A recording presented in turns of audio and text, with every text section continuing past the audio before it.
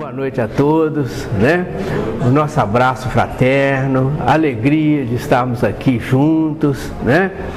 Rogando a Jesus as bênçãos para o trabalho da noite, para o nosso encontro, né? O amparo do Pai misericordioso, da equipe espiritual, né? Que nós possamos ser fiéis, acima de tudo, com a mensagem a Deus, a Jesus e a Kardec, né? Hoje, de uma forma assim, muito especial, né, a gente falar do Livro dos Espíritos, porque falar do Livro dos Espíritos é motivo de gáudio, né? É motivo de muita alegria. E agora, dia 18, nós estaremos completando, né? Me parece que 162 anos da publicação da primeira edição do Livro dos Espíritos.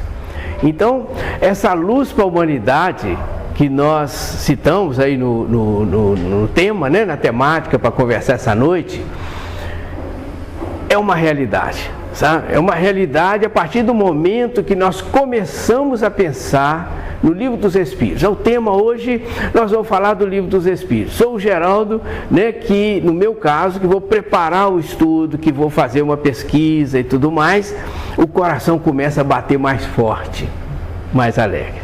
Porque essa luz começa a mexer no nosso mundo íntimo e a mostrar para a gente que a morte não existe, que existe um Pai de misericórdia, velando por cada um de nós, e que nós teremos tantas chances quantas necessitarmos para atingirmos a felicidade. Só isso aí já nos faz saltitar de alegria, né, Patrícia? Então, a gente vai projetar aqui uma parte só do trabalho, tá? Não agora. A gente vai conversar um pouquinho sobre a Idade Média, né, a humanidade que veio nessa caminhada e, na verdade, alguns detalhes, alguns informes históricos, né? E depois falar um pouquinho do codificador, antes de nós entrarmos no Livro dos Espíritos, que a gente tem que entender, fazer esse link dessas informações, para a gente entender por que a gente vê, às vezes, o Livro dos Espíritos, luz para a humanidade. O Livro dos Espíritos caminho para um novo mundo, para os novos tempos, para a nova era, enfim. Então a gente tem que entender por que dessas citações, né? Mas a gente começa lembrando, tão bela mensagem que foi lida aí, né? Falando do nosso divino mestre, do amigo, o Senhor Jesus.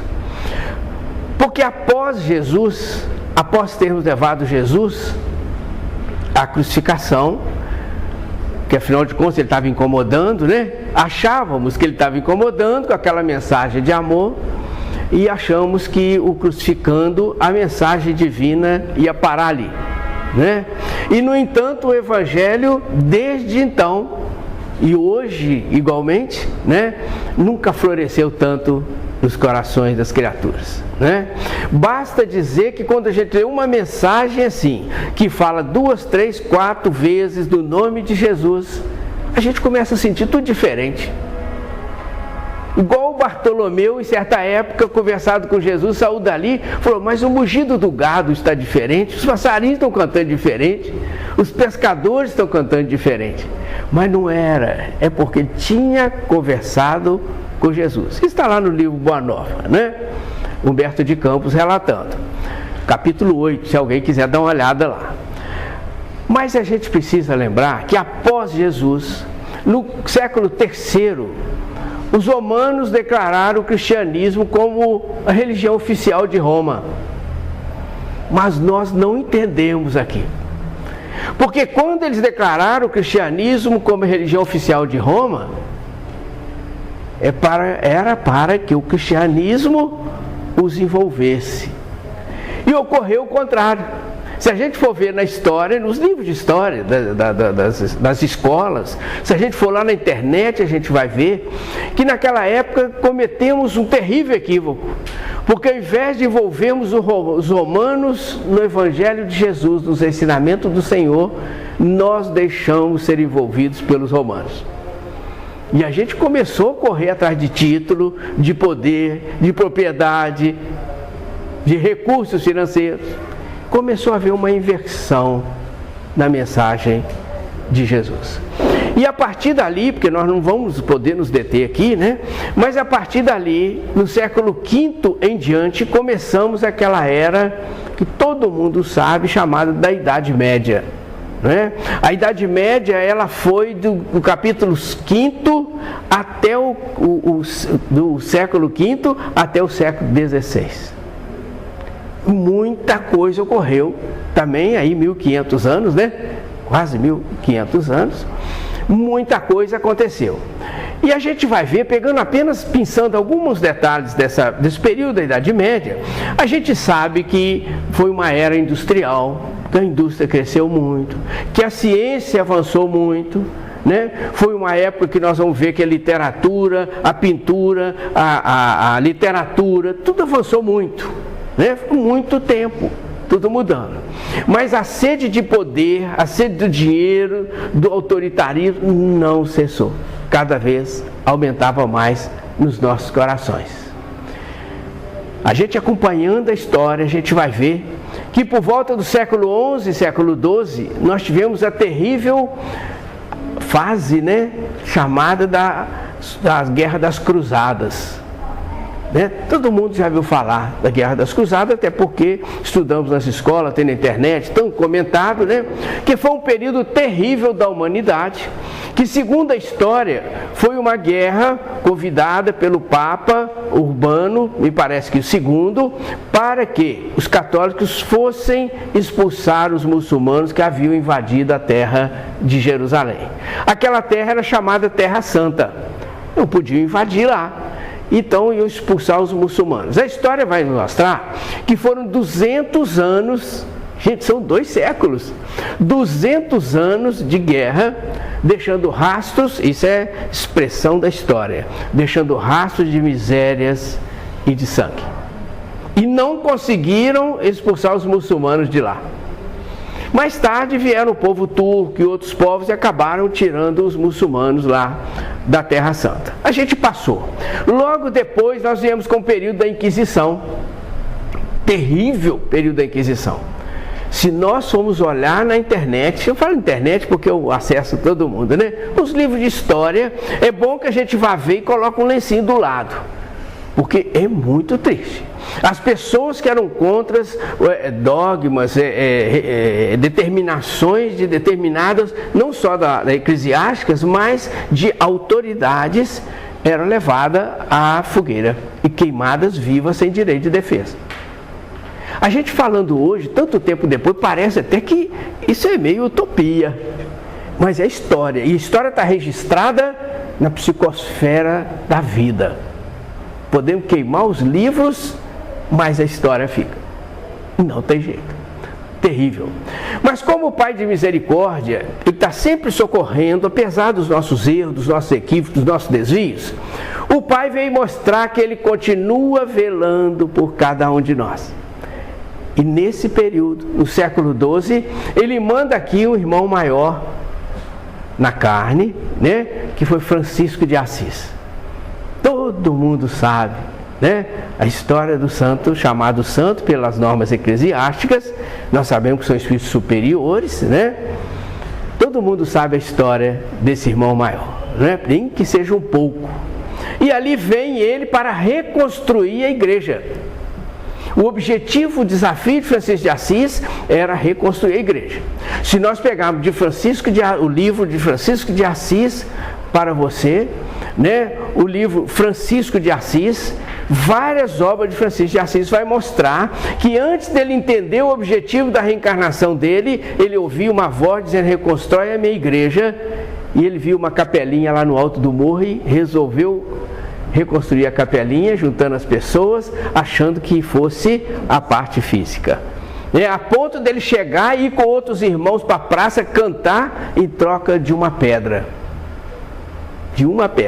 Para levar para a capelinha. Mais tarde, então, ele vai ver que a igreja que o Pai se referia era a mensagem de Jesus. E aí ele se doa, né? Ele se entrega. Aquela maravilha da história que a gente não vai poder entrar muito em detalhe aqui. Pois bem, se a gente avançar mais, a gente vai ver que no século XV e XVI, século XV e XVI, eu até anotei para não esquecer, foram 2 séculos onde a pintura, a literatura, né, avançaram muito, muito. E se a gente disser algum nome, pelo menos 1 ou 2, se a gente disser, a gente vai lembrar, isso mesmo, né? Que foi a época em que aqui esteve Michelangelo, o Camões, também, um na literatura, outro na pintura, né? Extraordinário.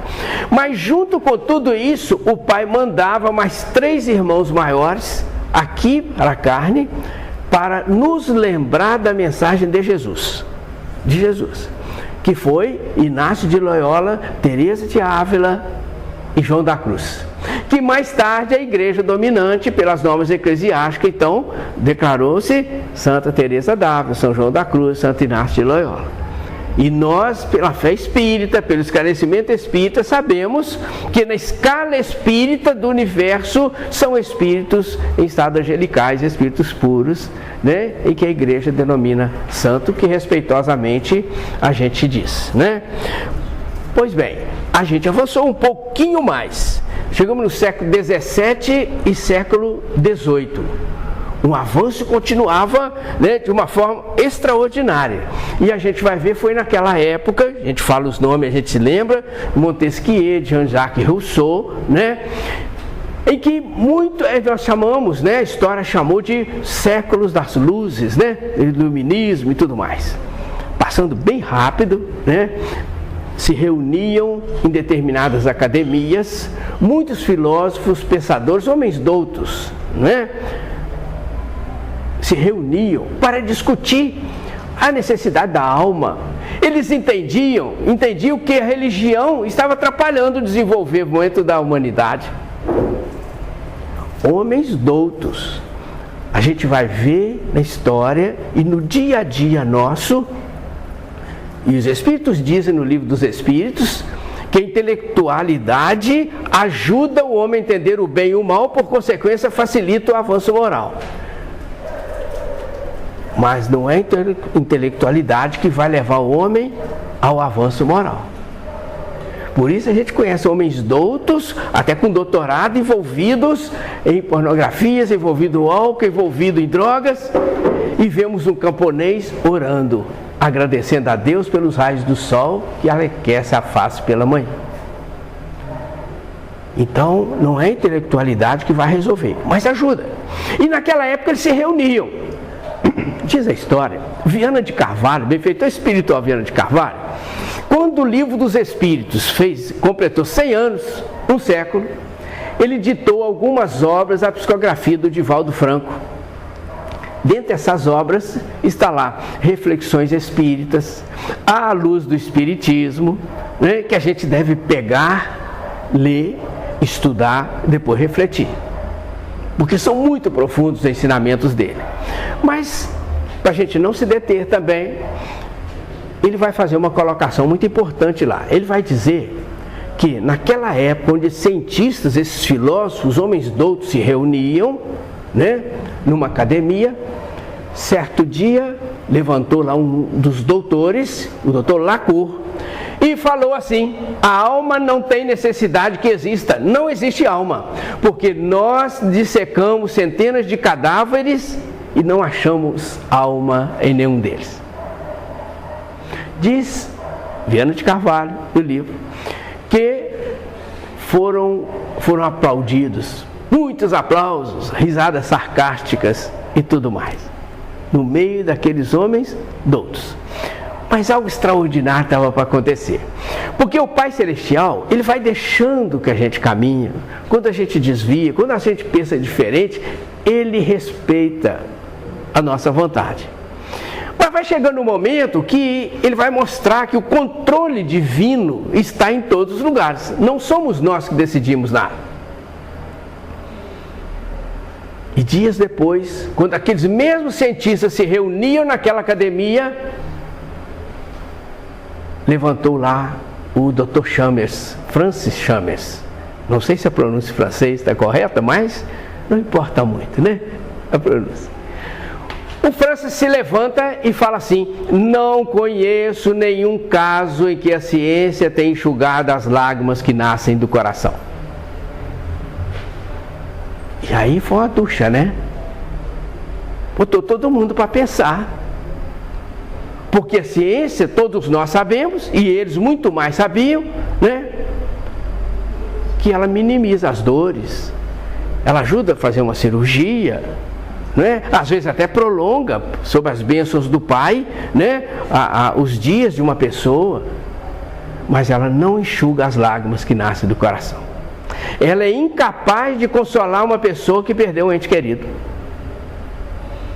Ela é incapaz de fazer o que os abraços com as vibrações do Pai fizeram com aquele Senhor que dizia assim: eu preparei para ser enterrado pelo meu filho e pelo meu neto, mas eu jamais esperava que eu fosse sepultar o meu filho e meu neto, porque num desastre automóvel ambos haviam sucumbido. E ele estava desesperado. Mais tarde ele vai encontrar comigo e vai dizer assim: o senhor sabe o que me salvou aquele dia? Foi que eu ganhei uns 200 abraços. E o que ele não sabia é que Deus ajuda uma criatura através da outra. Ele ajuda um filho através do outro. E as vibrações dos abraços é o que consolou. Como consolou a família. E certamente também, né, as vibrações àqueles irmãos que partiam. Então é extraordinário quando o Dr. Francis fala isso. A gente percebe, mas que realidade, mas que coisa extraordinária. Começou a iluminar a mente daqueles homens, das criaturas, da humanidade. Mas algo maravilhoso estava para acontecer. Porque nesse período em que eles se reuniam, que o Francis fez aquele comentário, muito real, muito iluminado, assistência divina já se fazia entre os homens, de uma forma assim bem concreta, palpável, notável, porque os espíritos começavam a se manifestar por efeitos físicos, já começavam a demonstrar. É o chamado fenômeno das mesas girantes, não é? Em 3 de outubro de 1804, chega, pelas bênçãos do Pai, aqui no planeta, uma entidade extraordinariamente avançada, que é Hippolyte Léon Denis Arrivai.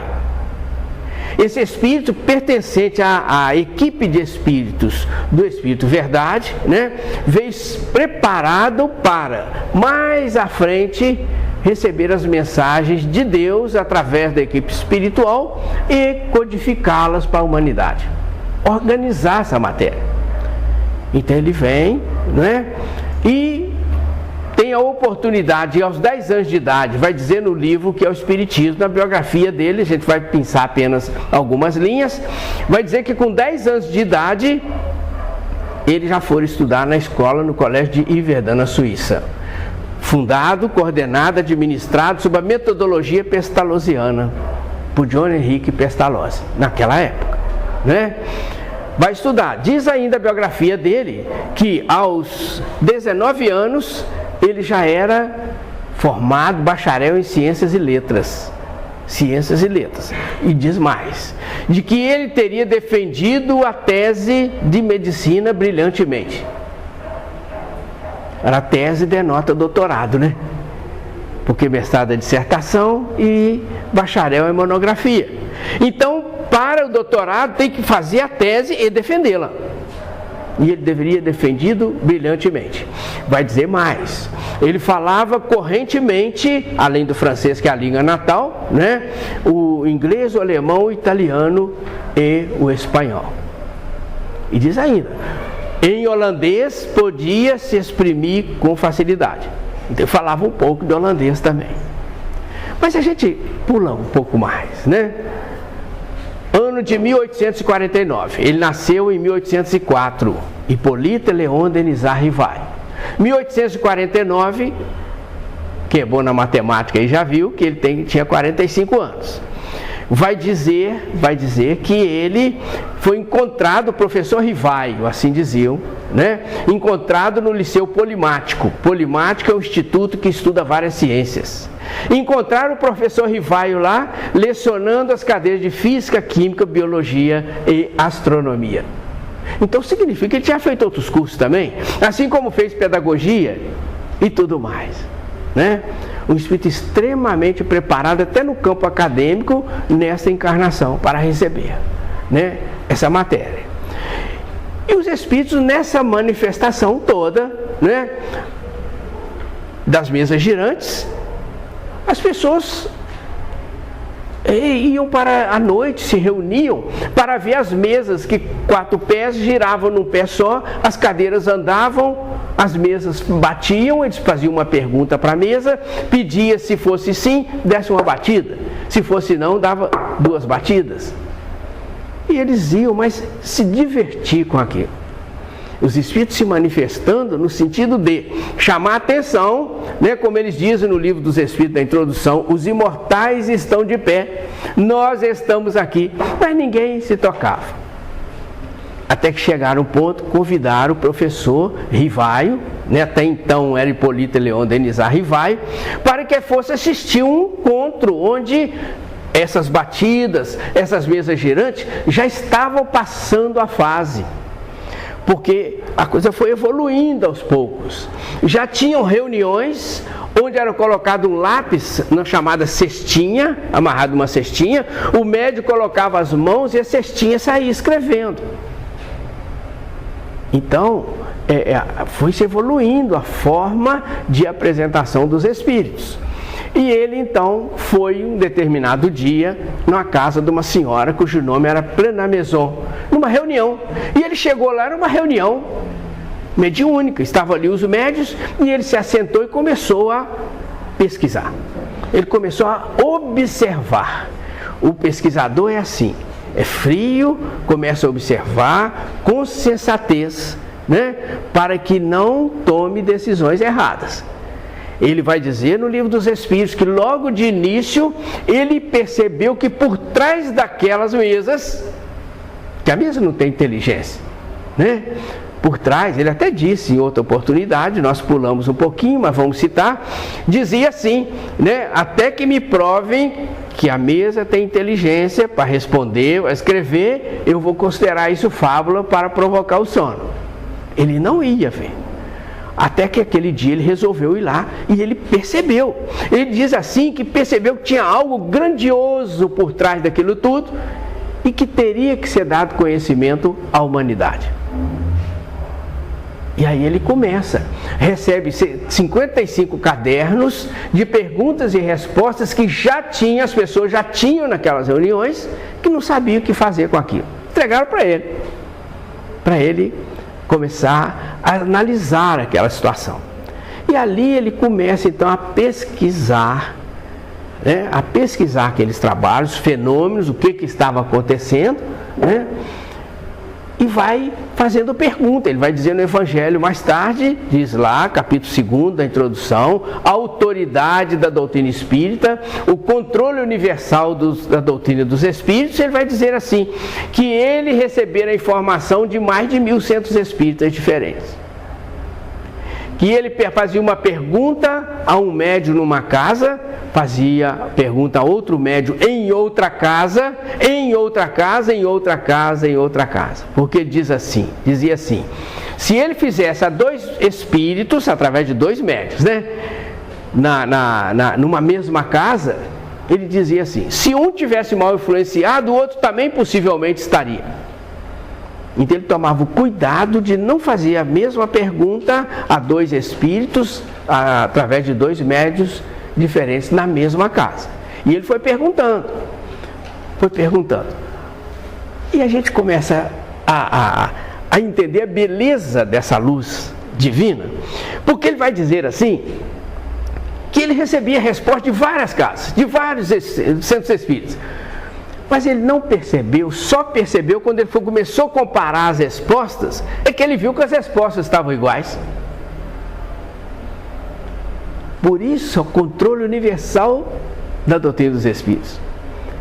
é dos Espíritos. Ele se comunicava através de criança, através de idoso, através de uma raça, através de outra raça. Todo mundo. Sem nenhuma discriminação. E mandavam as respostas.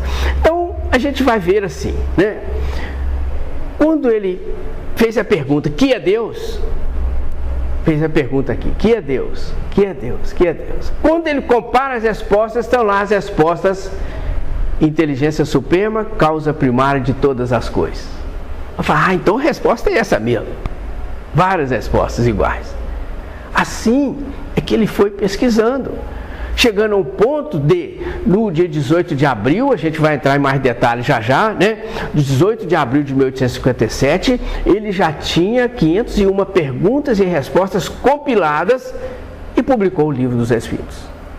1857, né? Mas quando chegou em 1860, 3 anos depois, ele já tinha 1019 perguntas e respostas compiladas, confirmadas, definidas, para publicar a segunda edição do Livro dos Espíritos, que é a edição que nós utilizamos até hoje, né? Então, ele vai dizer assim, né? O Livro dos Espíritos, a gente adentrando mais nesse foco de luz, ele coloca no Livro dos Espíritos 17 capítulos de introdução. A gente abre o Livro dos Espíritos assim, 17 capítulos de introdução. Coloca o prolegômenos. O que é prolegômenos? A gente olha no dicionário, um prefácio lírico, um prefácio todo especial. São prolegômenos. 2 páginas, mais ou menos, de prolegômenos. Quem assinou os prolegômenos? Em nome de Deus, em nome da equipe espiritual toda do Pai. Está lá São João Evangelista, São Luís, São Vicente de Paulo, Santo Agostinho, Sócrates, Platão. Ainda tem uns etc. lá. E aquele etc. silenciosamente está dizendo assim: nós estamos representando a pleiade de espíritos consoladores. Assinaram o prolegômeno. Aí a gente abre o livro, no miolo, no bojo do livro, 1019 perguntas e respostas. Tudo que nós quisermos saber no Livro dos Espíritos está ali. A gente tem dúvida de qualquer coisa, vamos no Livro dos Espíritos. Porque é o Evangelho de Jesus sob uma outra forma. O Evangelho tem tudo, Jesus trouxe tudo. Tudo, absolutamente tudo. Porque é o Evangelho de Deus, é a lei de Deus. Então vem o Livro dos Espíritos e esmiuça isso para nós. 1019 perguntas e respostas. Quando a gente vai chegando no final do Livro dos Espíritos, tem lá 9 capítulos de conclusão, o último deles assinado Santo Agostinho. Então, uma obra magistral, extraordinária. Aí a gente vai avançar um pouco mais agora. Olha só. No Livro dos Espíritos, o que ele faz? Aí o processo da codificação, da pedagogia divina, auxiliado por Allan Kardec. Mas por que Allan Kardec? Agora eu estou falando Allan Kardec. É porque o nome dele era Hippolyte Léon Denis Rivail. Professor Rivail, ou professor Hippolyte. E ele escrevia muitas obras que eram vendidas na França, na Europa. Assinado professor Hippolyte. Então os Espíritos orientam para que as obras dos Espíritos ele adotasse um pseudônimo de Allan Kardec, que era o nome que ele havia tido em reencarnações anteriores. Então, ele assinou, continuaram vendendo as obras do professor Hippolyte, assinado Hippolyte Léon Denis Rivail. E começaram as obras dos Espíritos, assinado Allan Kardec. Até porque ele dependia para o seu sustento da venda das obras dele, particular. Então, tinha uma obra vendendo numa direção, a dos Espíritos em outra. Aí a gente falou assim, ele dividiu o Livro dos Espíritos, olha a parte pedagógica, dividiu o livro em 4 partes. 4 partes. A primeira parte, ele colocou 75 questões. Não sei se está dando para ler, gente. Está dando? Está pequenininho, né? Está dando? Que bom. Então, 75 questões ou perguntas estão na primeira parte do Livro dos Espíritos. Na maioria, ou melhor, grande parte das perguntas, porque assim, a pergunta é Allan Kardec que faz, tá? A resposta, em algumas edições, estão até entre aspas, são os Espíritos que estão respondendo. Em grande parte das perguntas, a gente vai encontrar as letrinhas miudinhas, menores, que são comentários de Allan Kardec. E o link, a perfeição é tão grande, o foco de luz é tão grande, que a gente percebe que Deus, velando por cada um de nós, tanto inspira quem pergunta quanto quem responde. Por isso, é algo grandioso que a gente se sente mergulhado ali e acaba de ler uma pergunta do Livro dos Espíritos, 2 perguntas do Livro dos Espíritos e vão pensando o resto do dia. Está no ônibus, está pensando, está no carro, está pensando, está em casa, está pensando. Quer responder mal a alguém, a gente para e pensa primeiro, né? Quer perder a paciência, ou melhor, ser impaciente, quer perder, a gente só perde o que a gente ganha, já ganhou e a gente ainda não conquistamos a paciência, né? Mas a gente quer ser impetuoso, a gente para e pensa um pouquinho, porque o livro nos chama à meditação, à profundidade do livro, né? Então ele dividiu em 75 questões. Primeira parte, da criação. Colocou lá o título assim, da criação. Não sei se eu coloquei ali, não coloquei não. Da criação. Aí ele vai falar para nós, né, de Deus, do infinito, prova da existência de Deus. Mas olha, o que empolga qualquer um que começa a ler o Livro dos Espíritos? Porque existe coerência. Ele não foi perguntando, falou assim, vou fazer um punhado de perguntas aqui, depois vou relacionar no Livro dos Espíritos. Não foi assim. Em cima das respostas dos Espíritos, ele montava outra pergunta. Aí, a maestria do codificador. A maestria. Em cima de uma resposta, ele montava outra. Então, aqui, a gente percebe que ele começou, e tinha que ser, né, falando de Deus, da criação. Ele vai perguntar aos Espíritos do Senhor que é Deus. Nós já citamos aqui apenas para repetir e fazer o link ali com a segunda pergunta. Deus, inteligência suprema, causa primária de todas as coisas. Aí ele lança uma segunda pergunta aos Espíritos assim, o que é infinito? O que é infinito? Se a gente não estiver atento, a gente vai falar assim, ele mudou de assunto. Perguntou o que é Deus, agora pergunta o que é infinito. Só que os Espíritos vão responder para ele assim, aquilo que não tem princípio nem fim. Nós estamos resumindo a resposta. Aquilo que não tem princípio nem fim. Aquilo que é desconhecido. Sabe o que ele faz? Ele ouviu e perguntou assim, mas nós podemos dizer que Deus é infinito? Está percebendo? Ele foi montando. É algo raciocinado, é algo planejado, não é algo, né, de improviso. Ele fez um link com Deus infinito e querendo saber se Deus, podemos dizer que Deus é infinito. E os Espíritos do Senhor, na sabedoria divina, vão dizer o quê? Pobreza da linguagem humana. Se nós dissermos que Deus é infinito, nós estamos atribuindo um atributo a Deus. E nós, o nosso coração tão pequeno, eu fico pensando assim, né? Deus está muito além do infinito. Até porque, se existe infinito, foi Ele que criou, né? Então, a maestria dele, eu costumo dizer assim, quando ele começou a montar o Livro dos Espíritos, é aquele pintor que foi colorindo o entorno de uma mensagem, de uma forma carinhosa, de uma forma, uma entrega. Porque a gente fazer o bem é fundamental. Diz ele no Livro dos Espíritos, questão 642, nós até nem vamos conversar sobre essa questão não. Mas diz assim, fazer o bem é fundamental, não é suficiente não fazer o mal, tem que fazer o bem. Mas é importante a gente lembrar, o fazer o bem é o sentimento, é a forma como se faz o bem. É o doar-se, é o entregar-se. Então a gente percebe que ele se doou à humanidade, se entregou à humanidade. Tanto é que não dormia praticamente, porque fazia as obras que fez, que nós não vamos citar aqui, numa outra oportunidade, quem sabe, né? As obras todas que ele escreveu algumas e codificou as outras, né? Uma grande maioria foram codificadas, né? Em 12 anos, 1857 a 1869. Né? 9 com 3, 12 anos, né?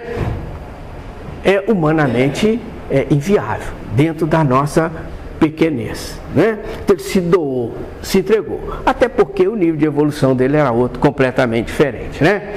Mas Mas a gente vai ver que ele vai depois tecendo, né? A gente pode comparar alguém que está tecendo uma rede, uma coxa de retalhos, só que os retalhos são de luz. Se for rede, os fios são de luz. Ele vai tecendo, é tecer.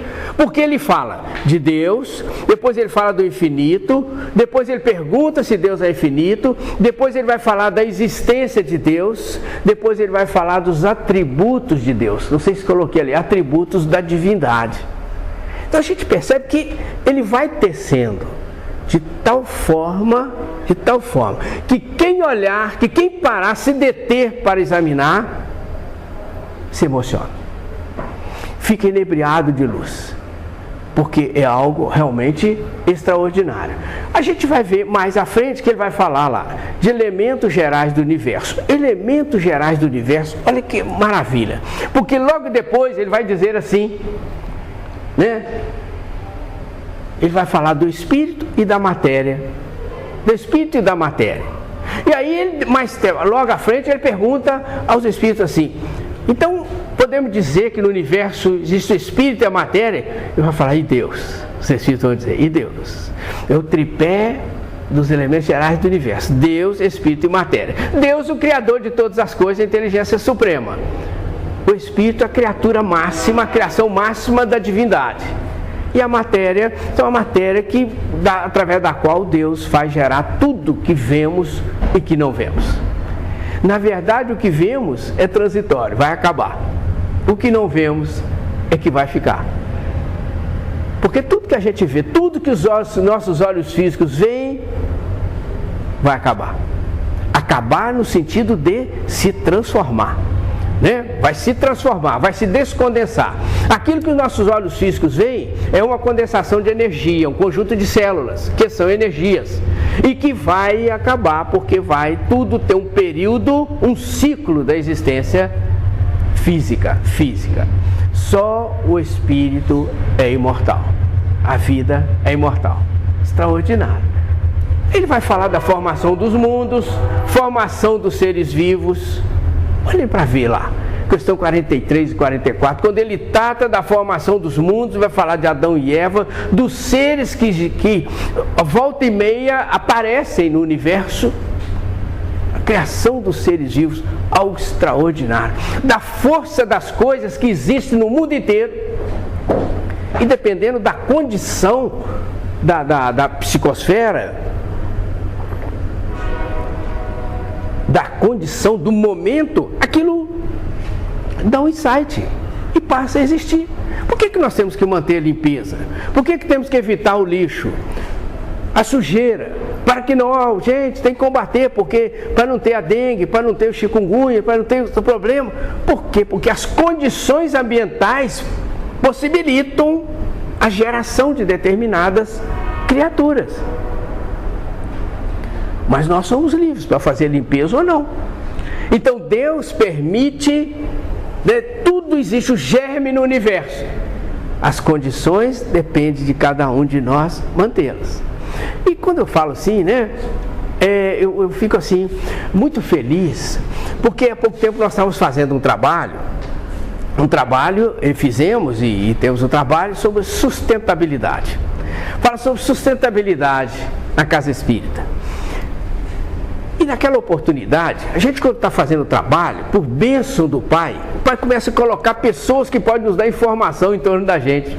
Tudo é dele, vem dele e volta para ele. Ele coloca os recursos do nosso lado, para a gente só pegar e falar. Então assim aconteceu.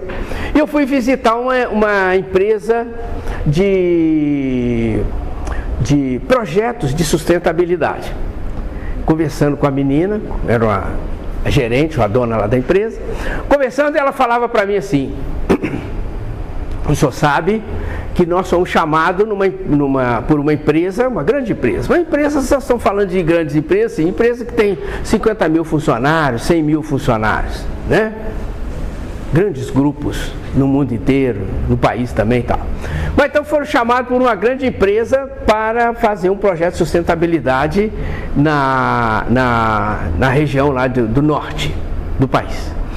Disse ela que chegaram lá, uma dificuldade para levantar os dados para fazer um projeto, porque a própria condição ambiental, né? O nível social, socioeconômico, enfim, tantas complicações. Seca, tinha 6 anos que não chovia na região, e eles fizeram o projeto, fez lá o levantamento. Vieram para Juiz de Fora, fizeram o projeto, 90 dias depois, apresentando a empresa aprovou, enfim, nós precisamos encurtar, foram lá para implantar o projeto. E ela diz assim: qual não foi a surpresa, senhor Geraldo? Porque quando nós chegamos lá, tinha 1 semana ou 2 semanas que tinha chovido torrencialmente, uma região que tinha 6 anos que não chovia. Mas sabe onde nós queremos chegar? É que ela disse assim: nós paramos o carro. Quando a gente olhou assim, quilômetros à nossa frente, 20 centímetros acima do solo, tudo verde, tudo reverdecido, tudo tinha brotado. E eu fiquei pensando assim, a força mesmo das coisas que Kardec fala, que os Espíritos falam. Porque a condição possibilita, os germes estão ali, possibilita nascer. Mas mais belo ainda, ela diria, porque ela diz que eles saíram andando, né, para ver como que ia implantar o projeto. Quando eles voltaram, o carro estava coberto de borboletas coloridas. Algumas tinham acabado de nascer, as perninhas ainda titubeantes, né? E elas tiveram dificuldade para entrar no carro, para não matá-las. E eu fiquei pensando assim, né? A força mesmo das coisas. Os germes, formação dos seres vivos, os germes estão em todos os lados. Dependendo da força mesma das coisas que nós ofertarmos à natureza, ela doa. Por isso que os Espíritos falam assim, a natureza é dadivosa. Tudo que a gente doa, ela devolve para a gente. A gente tem que saber o que a gente doa, né? Mas a gente não pode se deter aqui. Precisamos avançar, mas, né? A gente vai ver que na segunda parte do Livro dos Espíritos, Allan Kardec vai tratar, né, do mundo dos espíritos. E vai colocar nessa parte 538 questões, gente. 538 questões. Aí ele vai dizer lá da origem dos espíritos, da reencarnação, da volta ao mundo dos espíritos, volta ao mundo dos espíritos, que é tema mais intrigante do que esse.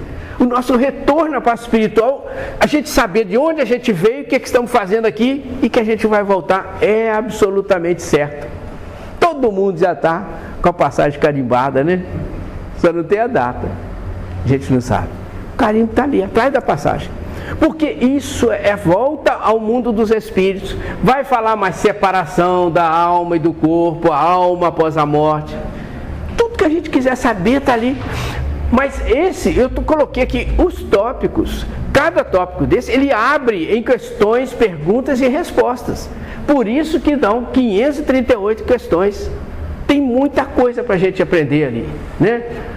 A alma após a morte, vai dizer das relações de além-túmulo, classificação e ordem dos espíritos, que nós estamos até com trabalho ali, se houver tempo a gente vai mostrar, né? Então, ele abre o leque de ensinamento para nós. Basta a gente querer aprender mais, mas precisamos ainda avançar, né? Na terceira parte do livro, ele vai falar, vamos ver, né? Da terceira parte do livro, ele não quis não, né? Foi agora? Ah, então tá bom. É devagar, né? Mas assim, terceira parte do livro, ele dividiu em 306 questões. 306. Aí vai falar, ali tem 12 leis, gente. A lei divina. As leis que governam os mundos. Não o mundo não, é os mundos. Hoje a ciência já afirma que tem muitos universos e já não sabem mais, né? Então está lá, da lei divina ou lei natural, da lei de adoração, da lei do trabalho, da lei de reprodução e por aí vai. Nós estamos todas, né, para que, se alguém quiser ler e tudo mais, né? A gente não vai ler em função do tempo e para não ficar cansativo. Mas a gente precisa perceber que cada lei dessa, ele abre novamente um leque de perguntas e respostas. Então a gente precisa ir lá, a gente precisa olhar com calma, né? Dessa lei divina ou lei natural, ele vai perguntar aos Espíritos do Senhor o que é a lei divina ou natural. Vamos falar só da primeira. E os Espíritos do Senhor vão responder para ele: lei divina ou lei natural é a lei de Deus. É a lei que diz para o homem o que ele deve fazer e o que ele deve deixar de fazer. E ele só é infeliz porque dela ele se afasta. Lei divina ou lei natural. Mas lá tem outras questões, outras perguntas e respostas, porque em cima das respostas dos Espíritos, ele vai montando outra pergunta e vai tendo outra resposta. É uma maravilha, realmente, né? E assim as leis que vão norteando, né, o nosso caminhar, né? O caminhar das criaturas dos mundos, né? Na quarta parte, já foi. Na quarta parte, ele vai colocar lá 100 questões para fechar o livro dos Espíritos. O título é Das Esperanças e Consolações. É um assunto intrigante, todo mundo quer saber, né? Porque aprendeu tantas coisas equivocadas ao longo dos séculos, além das outras encarnações, e chega a doutrina dos Espíritos e fala: gente, não é isso, e começa a mostrar pra gente, né? Então vai falar lá das penas e gozos terrestres, vai falar da felicidade e da infelicidade. Quem que não quer saber como é que é a felicidade? Afinal de contas, como é que é a infelicidade, né? E eles vão ensinar pra gente lá, não vamos entrar muito em detalhe, mas vão ensinar pra gente logo de início lá. Vai mostrar assim: felicidade é a posse do necessário. Posse do necessário. Apesar da relatividade, né? É a posse do necessário. Porque às vezes dizem eles, né? O que é necessário para um não é para o outro. Mas cada um, nós somos individualidades, nós somos indivíduos, né?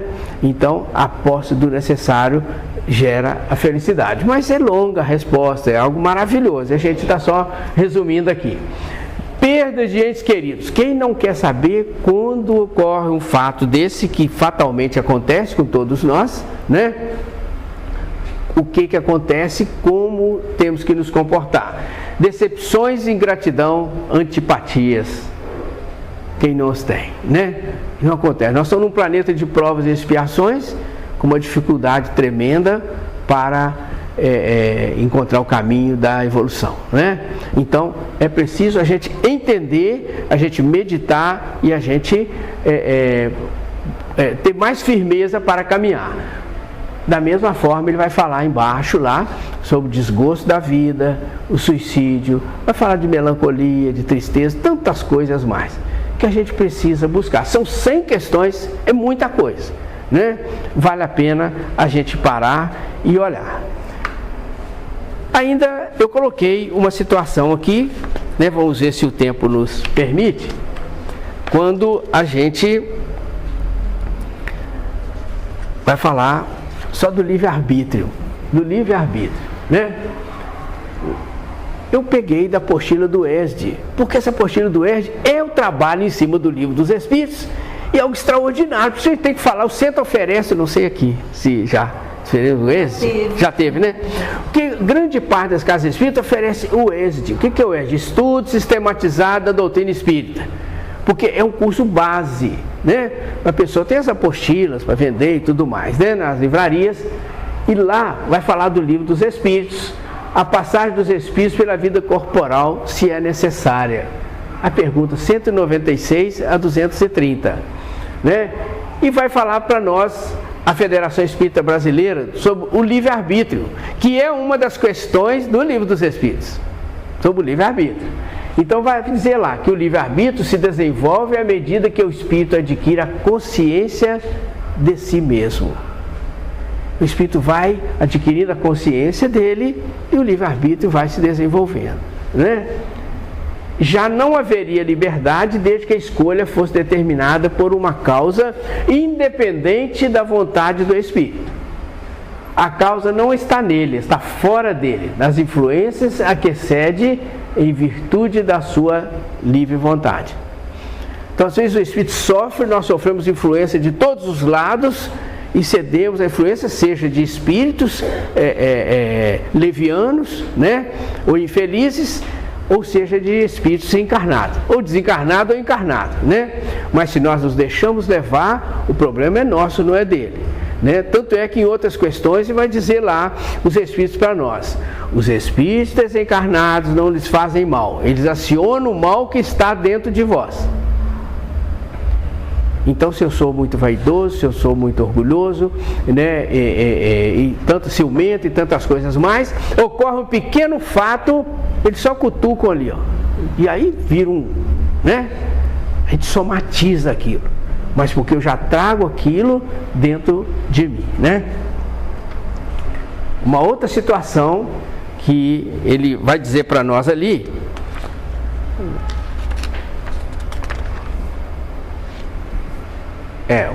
outra situação que vai mostrar para nós, é que nós vamos ser bem sucintos aqui, né?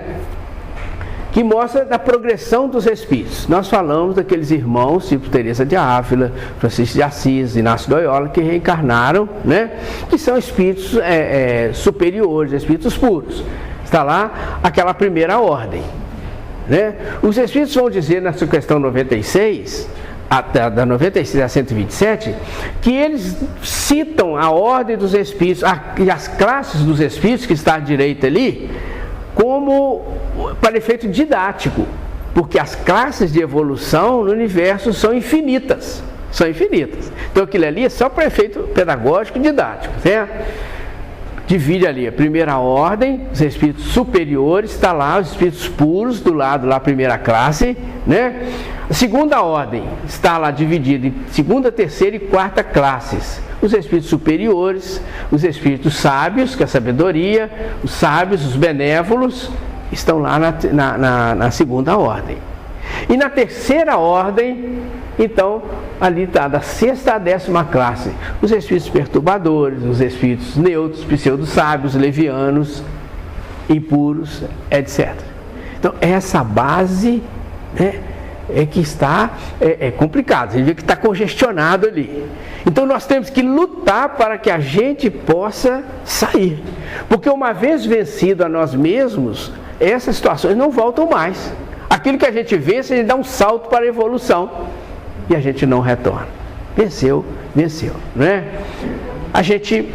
Eu queria citar uma outra situação ainda, só para a gente concluir, que eles vão colocar para a gente uma pirâmide. Se a gente olhar de do lado, até coloquei do lado para efeito comparativo, porque fica mais fácil, a gente vai ver lá, aqui nós apresentamos agora a primeira, segunda e terceira ordem, né? E aqui do lado essa pirâmide invertida, cujo título, Deus igual a verdade, trajetória evolutiva do espírito.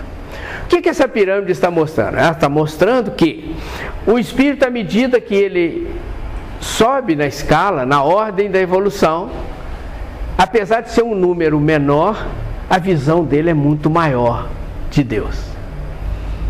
À medida que ele sobe, ele enxerga mais a verdade, porque Deus é a verdade. Quando eu enxergo mais a verdade, eu me aproximo mais da felicidade. Quando eu enxergo mais a verdade, eu tomo decisões melhores, eu erro menos. Consequentemente, eu tomando decisões melhores, eu errando menos, o que vai acontecer com o livre-arbítrio? A lei de causa e efeito, eu sofro menos. Porque se eu erro mais, a lei de causa e efeito me traz, né, consequência dos meus erros. Se eu erro menos, eu terei as consequências dos meus erros menores e, consequentemente, sofrerei muito menos, né? Ou, em outras palavras, se eu acerto mais, se eu faço mais coisas felizes, mais coisas boas, eu tenho a lei de causa e efeito, vai me trazer o retorno, né, da vida. A vida me dá aquilo que eu dou a ela, vai me trazer um retorno feliz. Se eu tomo decisões infelizes, eu tenho um retorno infeliz, né? Aí a gente, para clarear mais ainda, eu juntei as duas pirâmides, né? Então nós juntamos as duas, que fica mais claro para a gente enxergar, né? Vamos ver se ele consegue passar a pirâmide para o lado de cá, né? Agora, foi de novo, vou dar um outro toque aqui, vamos ver se ele passa, né? Se ele não passar também não tem problema, porque o principal nós já falamos, né? Que é exatamente essa